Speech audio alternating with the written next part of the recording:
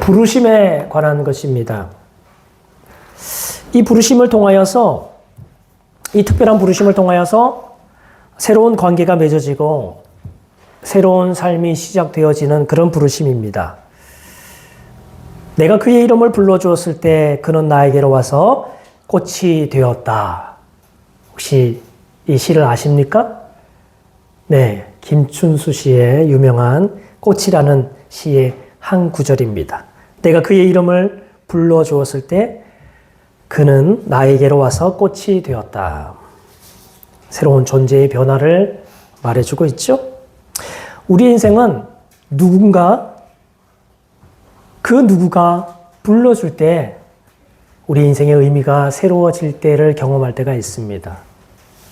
내 인생의 가장 중요한 그 사람이 나를 찾아와주고 나를 불러줄 때에, 나를 알아줄 때에, 그때 우리가 우리 인생의 의미가 새롭게 변화되는 것을 경험한 적이 있을 거라 생각이 됩니다. 제자들은 그냥 제자가 된 것이 아니라 예수님의 부르심을 받아서 제자가 되었습니다. 그들이 먼저 예수님을 따른 것이 아니라 먼저 예수님이 그들을 택하시고 그들을 불러주셔서 이 12명의 어부나 세리 출신이었던 이 사람들이 예수님의 제자가 되었어요.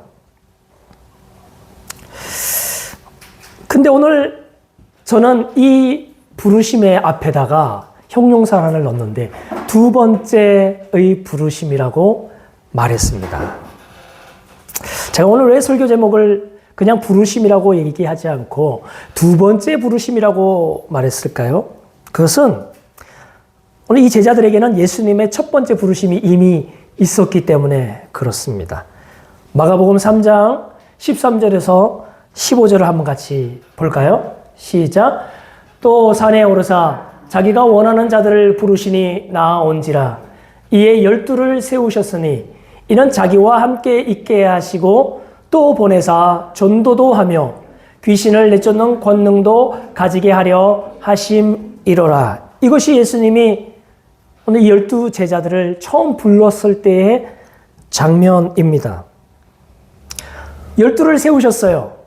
그리고 12를 세우신 다음에 자기와 함께 있게 하시고 예수님과 함께 있게 하시고 또 보내셔서 전도와 귀신 쫓는 권능도 가지게 하신 그 장면 아니겠습니까? 예수님이 이렇게 이미도 예수님 그 제자들 무명의 사람들이었던 아주 평범한 사람이었던 그 12명의 사람들을 한 사람 한 사람 부르셨어요. 오늘 마가복음 3장에 보면 예수님이 베드로를 향하여서 제자들을 향하여서 몇몇에게는 별명까지 불러주시면서까지 예수님이 그들과 함께 아주 깊은 관계로 들어가시는 것을 보게 됩니다. 자기와 함께 있게 된 것이죠. 예수님이 부르시니까 그 제자들의 첫 번째 변화는 뭐냐면 그들의 일상이, 그들의 모든 삶의 범사가 주님과 함께 동행하는 그러한 삶으로 변화되었습니다. 그들은 예수님과 늘 함께 다녔고 예수님과 함께 머물러 있었으며 예수님 주변에 거해 있었습니다. 오늘 이렇게 마가복음 3장으로부터 오늘 본문이 있는 6장, 6절, 7절까지 예수님은 부르신 그 제자들과 줄곧 함께 하셨습니다. 줄곧 함께 하셨습니다. 회당에서도 함께 계셨고 광풍이 부는 바다 한가운데서도 예수님은 그 제자들과 함께 계셨고 광인이 사는 그 이방인의 땅, 무덤이 있던 땅, 그 땅에서 예수님은 제자들과 여전히 함께 계셨으며 죽은 야기로의 딸 그 장례식장 그 집에서도 오늘 예수님이 제자들과 함께 계셨어요. 오늘 마가복음에서 나사렛에서 그 친족들과 예수님의 어머니와 형제들이 방문하는 사건이 있지 않았습니까? 그때 찾아왔을 때 예수님이 이렇게 충격적인 말씀을 하시지 않았습니까? 진짜 내 어머니와 내 동생들은 저 밖에 찾아온 내 혈족이 아니라 오늘 당신 주변에 둘러 앉아있는 그 제자들이야말로 내 어머니요, 내 형제라고 그렇게 말씀했습니다. 함께 동행하고 함께 예수님과 살면서 늘 예수님께 듣고 예수님께 배우고 예수님의 일하심과 예수님의 행하심을 경험하도록 예수님은 그 제자들을 부르신 거죠. 함께 있게 하심, 이것이 주님이 제자들을 부르신 첫 번째 이유였습니다. 여러분들 신앙생활의 첫걸음이자 가장 핵심적인 것이 뭘까요? 예수님을 영접하는 거예요. 우리는 예수님을 믿는 것을, 예수님의 이름을 믿는 것을 영접하는 것이라고 말합니다. 영접하는 자, 곧 그 이름을 믿는 자. 예수님을 믿는다는 말은 예수님을 내 안에 영접해드린다라고 하는 말 아닙니까? 내 안에 모셔드린다 하는 말입니다. 그러므로 신앙생활에서 가장 핵심은 뭐입니까? 내가 신앙생활이 시작되었다는 말은 예수님이 내 안에 그분을 영접한 것이다. 모셔드린 것이다. 이것이 신앙생활의 핵심이죠. 다른 말로 예수님과 연합하는 것이죠. 예수님과 연합하는 것이고 예수님과 날마다 친밀한 사귐 가운데 살아가는 것, 나아가는 것, 이것이 신앙생활입니다. 사도 바울은 이 연합, 예수님과의 연합의 비밀을 조금 더 다른 측면에서 조금 더 깊게 다루는 이야기를 하고 있는데요. 로마서이죠. 로마서 6장 4절에서 5절 말씀을 함께 같이 읽겠습니다. 시작. 그러므로 우리가 그의 죽으심과 합하여 세례를 받음으로 그와 함께 장사되었나니 이는 아버지의 영광으로 말미암아 그리스도를 죽은 자 가운데서 살리심과 같이 우리로 또한 새 생명 가운데 행하게 하려 함이라. 만일 우리가 그의 죽으심과 같은 모양으로 연합한 자가 되었으면 또한 그의 부활과 같은 모양으로 연합한 자도 되리라. 이 본문에 보니까 사도 바울은 우리가 이제 예수님과 어떤 관계인가? 그의 죽으심과 합하여서 연합한 자다. 주님의 살리심과 함께 연합한 자다. 부활과 같이 연합한 자다라고 말하는 겁니다. 바울은 예수님과의 연합을, 예수님을 우리가 영접하여서 그분과 함께 되어진 이 연합을 단순히 물리적 접촉이나 근접 정도로만 보지 않는 거죠. 물리적으로 그냥 같이 함께 사는 것이다라고 하는 그 이상의 의미를 말해주고 있는 겁니다. 우리가 예수님을 믿고 마음으로 영접하고 그분과 연합하여 진다는 말은 예수님의 죽으심, 바로 십자가와 연합하는 거예요. 예수님이 죄에 대하여서 그 모든 형벌을 받음으로 죽으신 그 죽으심과 연합하는 것이다. 그리고 우리가 예수님과 연합한다는 말은 예수님이 부활하심으로 하나님의 영원하신 아들로 확증되어진 그 부활의 생명과 연합한 것이다. 이것이 예수님을 영접할 때 일어나는 놀라운 연합이 되는 거죠. 이것을 우리가 예수를 믿을 때 우리에게는 예수님의 자녀로서의 놀라운 권세와 능력과 영광을 이미 힘입는 것입니다. 하나님의 자녀가 되는 권세를 이미 받은 것이죠.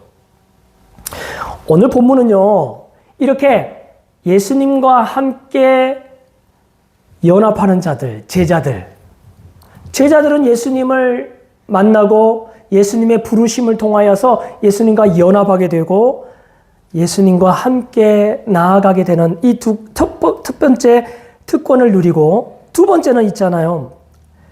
오늘 본문이 우리에게 그 두 번째 이야기를 우리에게 들려주는 겁니다. 예수님이 그 첫 번째 부르신 다음에 한참 시간이 이어서 두 번째 부르심으로 그 제자들을 부르시는 장면이 다시 나오죠. 오늘 본문은 이 두 번째 부르심에 우리들의 청중인 우리들의 시선을 이끌죠. 자, 우리 이 두 번째 부르심을 살피기 전에 우리가 방금 읽었던 이 마가복음 3장을 다시 한번 들여다보기를 제가 한번 제안을 드리겠습니다. 왜냐하면요, 예수님의 이 완전한 부르심 안에는요, 또 다른 의미의 하나의 의미를 담아내고 있기 때문에 그렇습니다. 이 두 번째 부르심을 이미 예고라도 하는 것 같은 내용이 있기 때문에 그렇죠. 3장 14절, 15절 보니까 제가 읽어보겠습니다. 이에 12를 세우셨으니 이는 자기와 함께 있게 하시고, 첫 번째예요. 예수님이 부르신 것은 함께 있게 하심이었어요. 그리고 또 바로 이어지는 것은 또 보내사라고 말하는 겁니다. 예수님 부르신 것은 제자들을 보내시기 위함이었다라고 말하고 있는 거예요. 제자들을 세워서 세상으로 보내시는 거예요. 그래서 전도도 하며 세상에 있는 귀신으로 말미암아 고통당하는 자들에게서부터 귀신을 쫓아내는 권능을 가지게 하시기 위함이다 라고 말하고 있어요. 그러므로 이 예수님의 완전한 부르심 안에는 예수님과 함께 거하는 것도 있지만 예수님으로부터 보냄을 받는 것도 함께 담겨져 있다. 두 번째 부르심. 오늘 이 본문 6장으로 다시 넘어와서 이 3장에서 미리 예고하셨던 예수님 부르심 안에 있는 또 부르사, 예수님이 또 보내사라고 하는 이 이야기가 실제로 예수님께서 실행하고 계시는 장면이 오늘 6장이라고 우리가 보게 되는 것입니다. 6장을 한번 볼까요? 6장 7절입니다. 시작.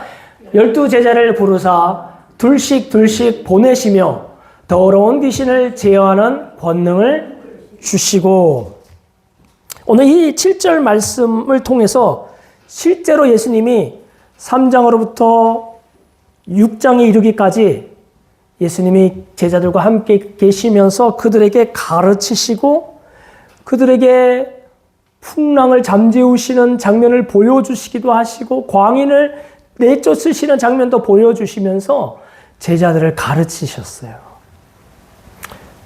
예수님이 누구이신지, 예수님이 참으로 왕으로 이 땅에 오셨구나. 귀신이 쫓겨나가는 거 보니까 예수님이 이 땅에 왕의 권세를 가지고 오셨구나라는 것을 제자들에게 다 보여주신 다음에 이제 7절의 말씀을 통하여서 보내시는 것이죠. 여러분들, 이 두 번째 보내심의 목적은요, 두 번째 부르심의 목적은 그래서 보내심이라는 것입니다. 보내심. 예수님은 제자들을 미리 계획하셨던 것처럼 마침내 세상으로 보내시려고 마침내 부르시는 장면이 나오죠. 12제자를 부르사 둘씩 보내신다.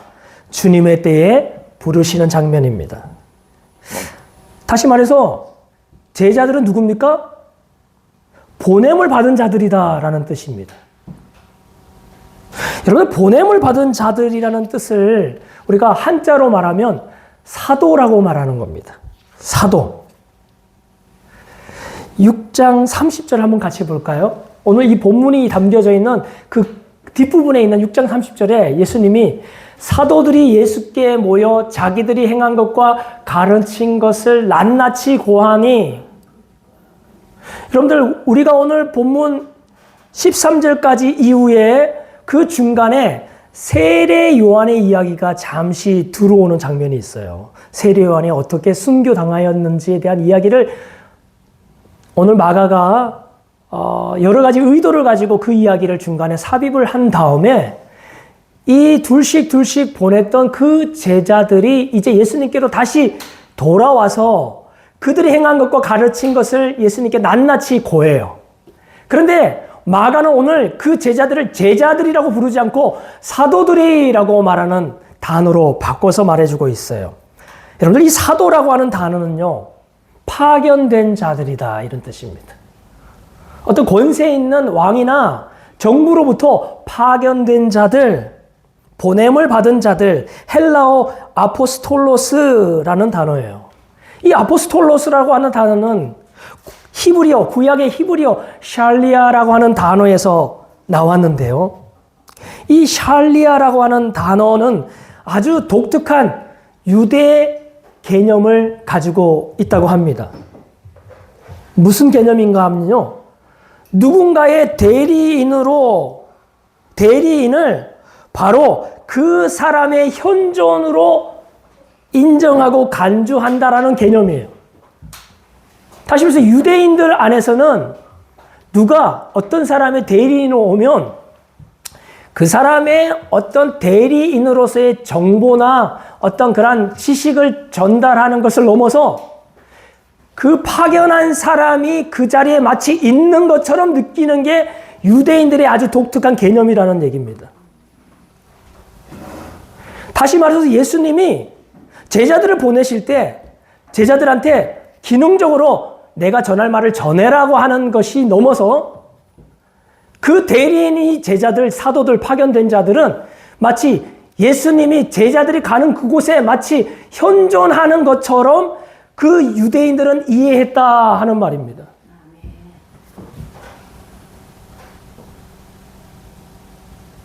사실은 여러분들 이 대리자의 개념은 있잖아요. 단지 신약에서부터 시작된 게 아닙니다. 이 갈릴리 예수님에게서부터 이 사도라고 하는 이 보냄을 입은 자라고 하는 개념이 시작된 게 아니고요. 여러분들 창세기로 올라갈 수 있습니다. 여러분들 창세기에 보면 하나님께서 인간을 만드셨어요. 하나님께서 인간을 만드실 때 하나님의 계획 가운데 이 대위임 명령이라는 것이 있습니다. 하나님이 인간을 만드실 때 어떻게 만드셨습니까? 하나님의 형상과 모양대로 빚으신 거예요. 하나님은 영이시기 때문에 실제로 물리적으로 임재하지 않죠. 영이시기 때문에. 그런데 하나님께서 그 영이신 하나님이 하나님의 영적인 형상과 모양 그대로를 인간에게 입혀주셨어요. 그리고는 인간에게 뭐라고 말하는 겁니까? 마치 하나님이 하셔야 될 것 같은 것을 합니다. 정복하고 다스려라 이렇게 말하는 거예요. 여러분들 정복하고 다스리는 것은 왕이 하는 일 아닙니까? 창조주가 창조 세계를 다스리는 것이 맞는 거 아닙니까? 그런데 창조하지 않았던 인생에게 하나님의 형상과 모양을 입히신 다음에 네가 가서 생육하고 번성하고 정복하여 땅을 다스리라. 너가 가는 곳은 내가 마치 그 땅을 정복하고 다스릴 것이다. 라고 하는 개념이 이미 창세기에서부터 시작되는 것이죠. 인간은 뭡니까? 세상에 보내진 자예요. 세상에 보내진 사명자라는 말입니다. 우리가 이 땅에서 행하는 모든 것은 그러므로 우리가 행하는 것 같은데 주님으로 또 보냄받은 자의 손길에는 하나님의 손길이 담겨 있는 줄 믿습니다. 우리가 입술로 외치는 그 말에는 예수님의 외침이 담겨 있게 하시겠다 하는 말과 같습니다. 너희가 마치 무슨 말을 할 때는 하나님이 말씀하시는 것처럼 하고 너희가 무슨 일을 봉사하려고 할 때는 하나님의 은혜로 하는 것처럼 하라 라고 오늘 서신서에 말하고 있지 않습니까? 하나님이 거기 계시는 것처럼 행동하라. 여러분들 20세기에 최고의 베스트셀러 중에 성경 빼고 이렇게 쭉 보니까 리스트를 보니까 예수님이라면 어떻게 하실까라는 책으로 제가 이렇게 본 적이 있습니다. 예수님이라면 어떻게 하실까? 뭡니까? 내 안에 계신 그 예수님이심을 믿는 사람은 그 사람의 모든 행동을 누구에게 맞추는 겁니까? 예수님의 의도와 예수님의 마음에 맞춰서 행동하게 되어지는 것이 맞다. 이게 지혜로운 것이다. 이것이 인생에 있어서 가장 최고의 영광이다. 라고 하는 의미를 담겨져 있는 거 아니겠습니까? 예수님이라면 오늘 내 안에 계신 예수님이 내 손을 사용하신다면 내 입술을 여신다면 어떻게 말하는 것이 맞을까? 라고 하는 책이죠. 이제 예수님은 오늘 본문에서 이제 갈릴리 주변에 있는 지역들을 조금 더 확장해 보려고 하는 것 같습니다. 여러 지역에 이 제자들을 보내시려고 이 제자들을 보내시는 거예요. 예수님은 제한적이지 않습니까? 몸이 하나 있으시니까. 그래서 예수님이 이 제자들을 보내시는 거예요. 여러분들 이 예수님의 보내심을 이제 우리가 한번 살펴보려고 하는데요.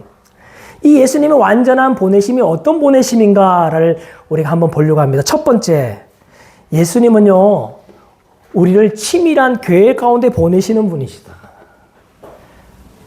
예수님을 영접한 우리가 예수님으로부터 반드시 보냄을 이 땅 가운데 입을 텐데 그때 예수님은 치밀한 계획 가운데 우리를 보내신다라고 말했습니다. 오늘 6절 뒷부분이죠. 하죠. 네, 제가 읽어볼게요. 같이 읽겠습니다. 시작. 이에 모든 촌에 두루 다니시며 가르치시더라. 여러분들 이 장면은요. 바로 6장 6절 전반부까지 이렇게 말했어요. 그들이 믿지 않음을 이상히 여기셨더라. 이 그들이 누굽니까? 나사렛 회당에 있었던 그 고향 사람들 아닙니까?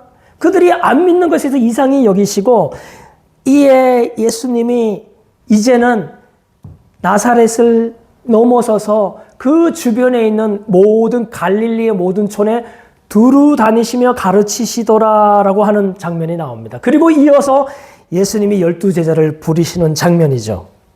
다시 말해서 예수님의 지금 관심은 어디에 있습니까? 두루두루 갈릴리 땅 끝까지 전하는 것이죠. 예수님은 지금 12명의 제자를 부르신 다음에 둘씩 묶었어요. 2인 1개조 1팀으로 보내십니다. 몇 팀입니까? 12명이니까 6팀이에요. 아마 이 6팀을 이렇게 중첩되게 보내지 않았을 거예요. 이 6팀을 6등분 해가지고 너는 어디, 너는 어디, 너는 어디 이렇게 탁탁탁 보냈을 것 같습니다.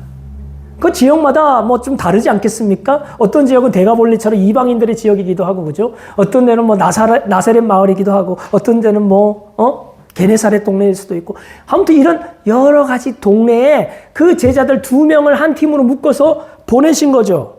뭐가 사명의 지역이 다른 거죠? 아마 역할도 달랐을 거예요. 접근 방법도 달랐을 것 같습니다. 아무튼 거기에 가장 적합하게 맞춤 형식으로 예수님이 보내신다. 치밀한 계획 가운데 보내신다. 여러분들, 예수님은 그 치밀한 계획 가운데 우리도 보내시는 줄 믿습니다. 우리의 인생을 아시고 부르셔서 그분의 품 안에 거하게 하실 뿐만 아니라 저 장미꽃 위에 있을, 여러분들 그 장미꽃 위에 이슬이 맺혀지지 않을 때, 입혀질 때에 그때 주님과 함께 있었던 그 주님과의 따뜻한 사귐 누리게 하실 뿐만 아니라 우리를 부르셔서 보내시는 것이죠. 여러분들, 그러므로 그 치밀하신 하나님의 계획 안에서 하나님 우리를 보내시는 그 보내심에는 실패함이 없는 줄 믿습니다. 우연한 일이 없죠. 심지어 실패한 것 같은 일마저도 주님은 완벽하게 우리를 사명의 자리로 보내고 계시는 줄 믿습니다. 여러분, 요셉의 가정 생각해 보십시오. 구약의 요셉의 가정. 얼마나 깨어지고 파탄 났습니까? 형제가 형제를 팔아버리지 않았습니까? 그게 파는 게 아니라 거의 죽이는 것과 같은 거 아닙니까? 여러분들, 이렇게 파탄난 그 요셉의 가정, 형들이 요셉을 살해한 것과 진배 없는 그 깨어진 상황 가운데서도 주님은 놀라운 일들을 행하시지 않았습니까? 요셉을 보내시지 않습니까? 형들에게 팔린 것 같은데 사실은 하나님이 요셉을 애굽으로 보내신 거예요. 애굽으로 보내셔서 그 애굽에 있는 수많은 영혼들을 기근에 면하게 하실 뿐만 아니라 이제 하나님의 약속대로 그 70명의 야곱의 그 가족들을 그 기근 가운데 보호하시고 애굽에서 정착하게 하셔서 큰 민족을 이루게 하시는 놀라운 일을 예수님이 이루신 줄, 하나님이 이루신 줄 믿습니다. 이처럼 주님은 치밀한 계획 가운데 오늘 나를 이 자리에 보내셨다. 나의 인생을 이 자리까지 인도하셨다. 우리가 실패하고 우리가 깨어졌을지라도 말이죠. 모든 것을 합력하여 선을 이루시는 그분의 손 안에 그분이 부르셨다면 그분은 마침내 실패하지 않으시고 인도해 가시는 줄 믿습니다. 여러분들, 우리가 이 척박한 시대에 살고 있어요. 신앙인으로서 참 척박한 시대에 살고 있지 않습니까? 깨어진 가정에서 우리의 소원함이 없이, 우리의 선택함이 없이 태어나지 않으셨습니까? 여러분들, 우리가 살고 있는 이 도시는 어떻습니까? 얼마나 삭막하고 냉랭한 도시입니까? 어쩌면 이 시대에 하나님께서 우리를 교회로, 사명자로, 사역자로 보내신 거죠. 주님의 치밀한 계획 가운데 보내셨다. 두 번째, 주님의 온전한 부르심은요, 우리를 어떻게 보내셨는가? 둘씩 보내셨다. 둘씩 보내셨다. 7절 같이 읽겠습니다. 시작. 12제자를 부르사 둘씩 보내시며 더러운 귀신을 제어하는 권능을 주시고, 둘씩 보내셨죠. 팀으로 묶어주셨다 하는 말입니다. 여러분들, 이 팀으로 묶어주신 이 2명씩 보내주셨다는 말은 여러 가지 의미를 우리가 생각해 볼 수 있는데요. 여러분들, 유대 사회에서는 이 증인을 세울 때 2명을 세웁니다. 중요한 사건을 한 사람의 증인으로 받기에는 그 사건이 너무나 중요하기 때문에 그 한 사람이 혹시 실수하거나 거짓말을 할 수 있으니까 2명이 똑같은 말을 하는지 안 하는지를 보게 하려고 하는 목적으로 2명의 증인을 세우는 것이죠. 신명기 17장 6절에 보니까요. 신명기 17장 6절 없나요? 네, 제가 읽겠습니다. 죽일 자를 2사람이나 3사람의 증언으로 죽일 것이요, 한 사람의 증언으로는 죽이지 말 것이며, 그 사람이 정말 범죄했는지 죽을 죄를 지었는지를 결정할 때는 한 사람의 증언으로는 안 되고 2사람이나 3사람의 증언으로 해야 그 사람을 사형에 처한다, 죽인다, 이런 말입니까? 그렇게 두세 증인이라는 것은 그런 면에서 증거할 사람들을 말하는 것이죠. 지금 예수님이 2명을 보내신 이유는 뭡니까? 이 사람들이 해야 될 사명은 뭡니까? 증인의 사명이라는 얘기입니다. 그들이 진짜 예수 그리스도를 진짜 보고 경험한 자여야 한다라는 말입니다. 전도자는 결국에는 여러분들, 이 복음서 뒷부분에 가면 예수님이 십자가에서 죽으시고 부활하시는 사건이 나오지 않습니까? 예수님의 이 제자들은 나중에 무엇을 증언했겠습니까? 예수님이 죽으시고 부활하신 것을 증언한 사람들입니다. 예수님이 나를 위해서 진짜 죽으신 것을 믿는 사람.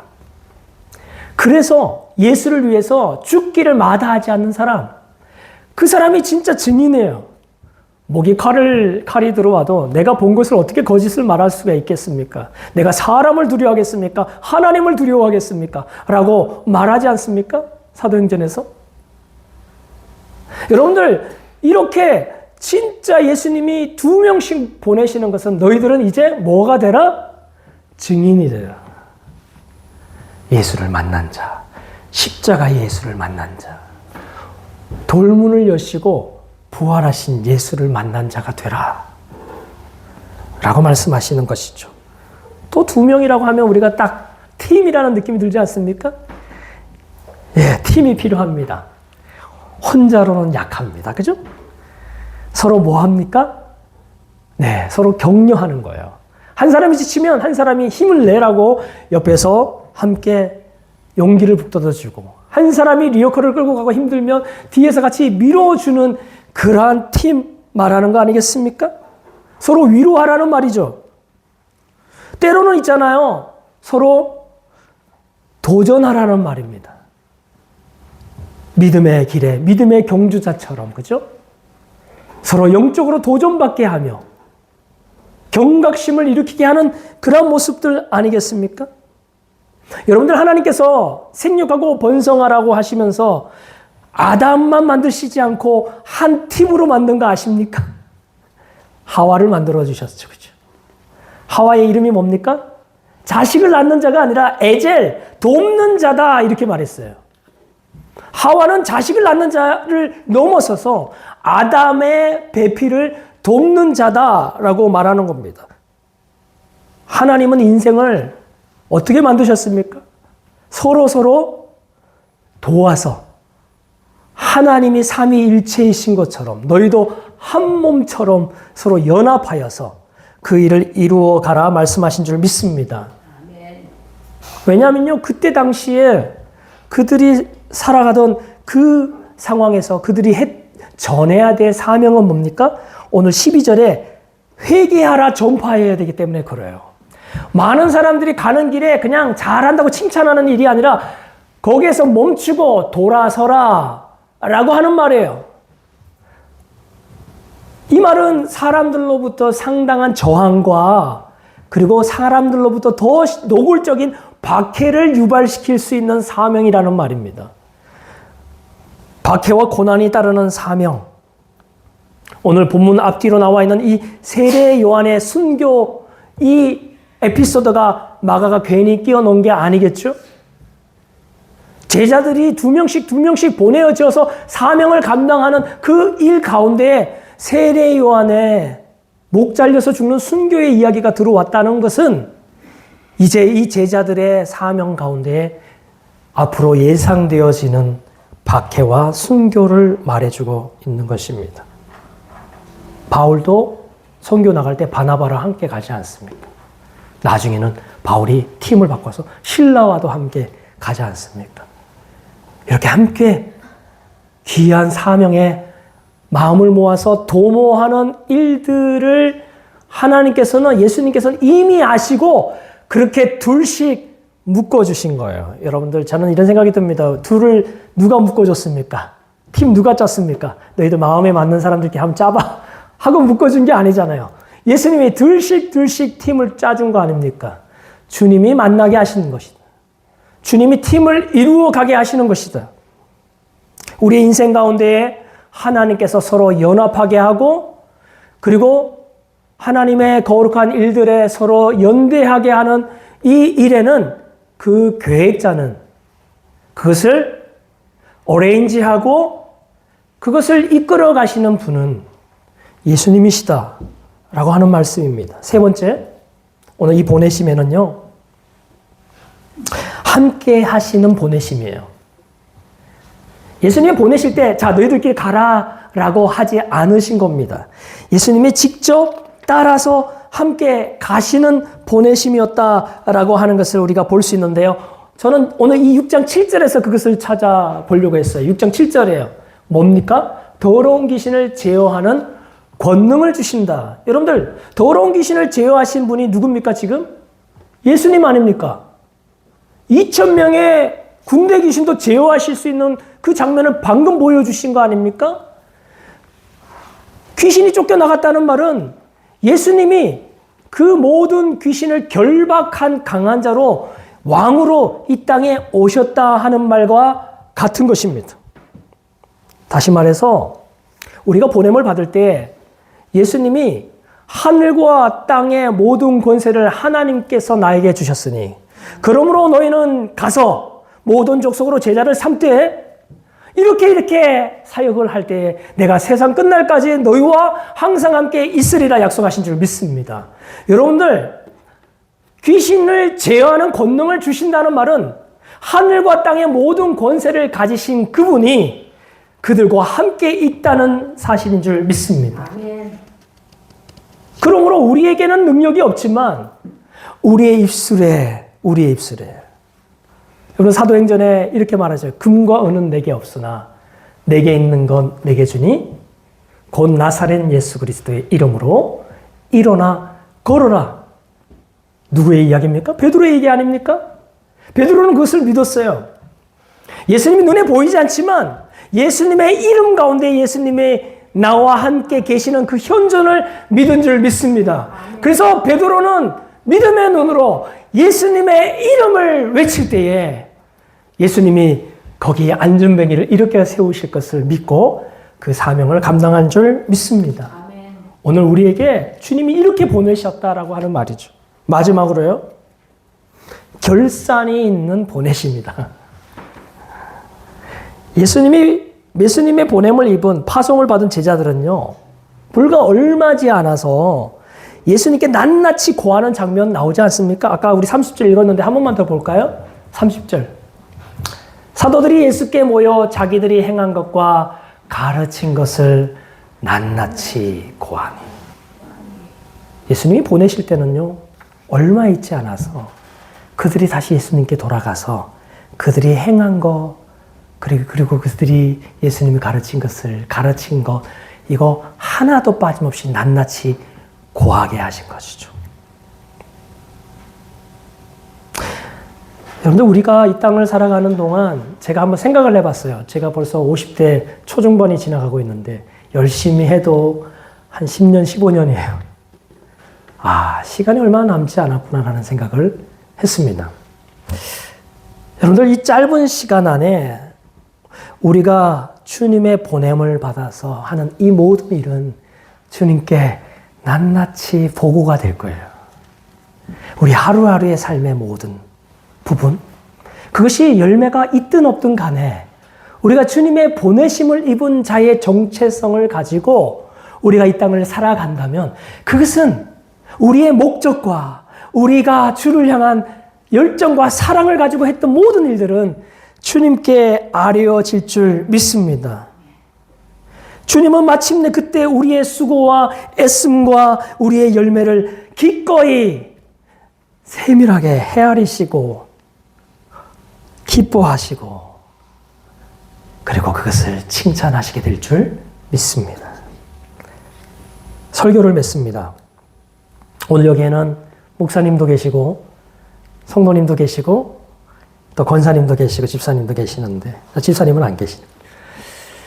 근데 목사이든 집사이든 성도이든 우리가 예수님을 영접했다는 말은 우리는 다 예수님으로부터 오늘 이 제자들을 보내신 예수님이 하신 것처럼 우리를 세상으로 보내신 줄 믿습니다. 아멘. 주님의 명령을 받은 사명자라는 말이죠.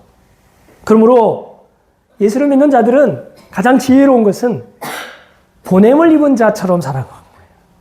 그 정체성을 잃지 않는 거예요. 우리가 있는 곳은 주님이 치밀한 계획 가운데 보내진 사명지라고 믿는 겁니다. 지금 여러분들 주변에 함께 연합하고 도모해야 될 그 사람은 주님이 둘씩 묶어준 팀이라는 의식을 갖는 것입니다. 짧지만 반드시 영광스러운 결산으로 우리를 만나주실 그 주님의 보내심을 믿는 것입니다.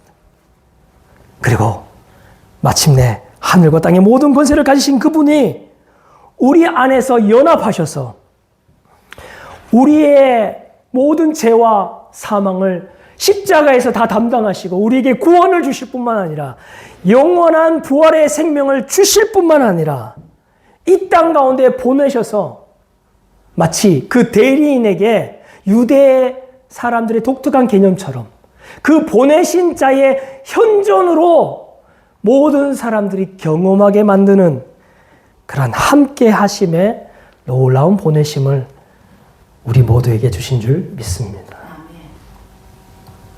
우리 그때 일할 때 내 손을 통하여 내 입술을 통하여 내 발걸음을 통하여 주님이 일하신다. 주님이 역사하신다.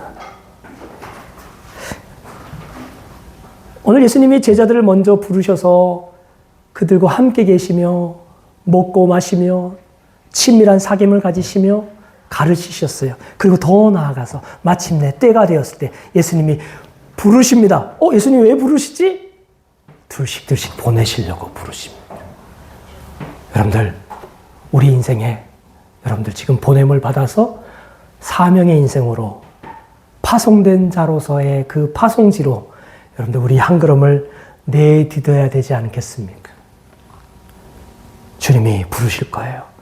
두 번째 부르실 거예요. 우리를 사명의 사명자로 이제 부르시는 그